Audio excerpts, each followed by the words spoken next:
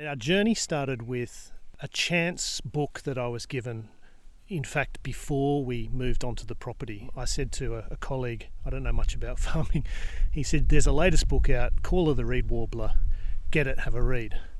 So I had a read, and it just changed my whole life, because I was on a destiny to have a farm and, just do basic farming. And then all of a sudden I had this epiphany that what I was about to enter was a much more profound exercise for the family and for the land. And what I had been contemplating was doing things which weren't great for the land, and this book really sort of blew my mind in many ways. So I was lucky enough to talk to Charlie, and he came out, and over about a 6-month period we worked together to develop a farm master plan. And as part of that, we talked a lot about native pasture and protecting native grasslands.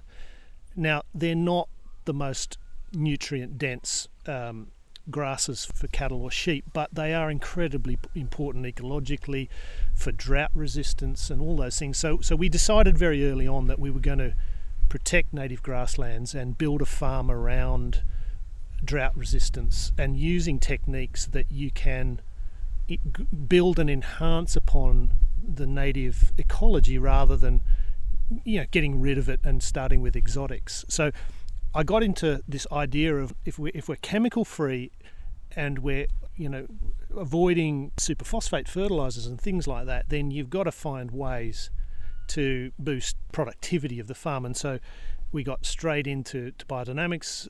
Charlie put me on to Charlie Arnott, and I spent some time with Charlie Arnott, and kind of the rest is history. And as I say, we're on the beginnings of all of this. This is by a long way not a finished product. This process of getting all these nutrients into the pit, mixing it up, has been a 5-6 month period. And then where to from here? Sort of what's the next kind of phase? So this is ready. So part of biodynamics is the study of lunar cycles, and we do things by those cycles. It's not just a case of simply spraying it out. We want to sort of fit into the teachings of biodynamics. So there'll be particular times of particular months that we'll be getting this out onto pasture, and I think we'll probably be doing about 6 applications a year. You talked about some of the spiritual elements of it. Is it that some people just aren't open to that, or is it really you've just got to be introduced to the ideas sort of step by step? Yeah, it's an excellent question. I'm the last person to be likely to take this sort of thing up.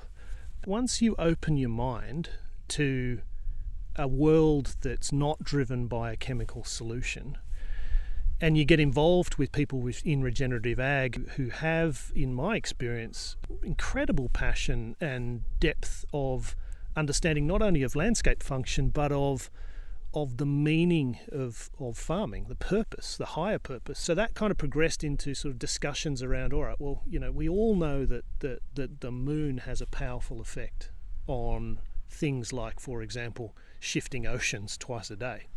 Now, if it can do that, I tend to open my mind to the idea that the moon might have very powerful effects on the rest of life forms. For me, it's just about, setting aside the scientific mind and just allowing yourself to be open to things that, frankly, I think we just don't simply understand. Forces and energy cycles that exist in the world above and below the ground, these are things which are frankly beyond our imagination. And so you kind of have to go with it.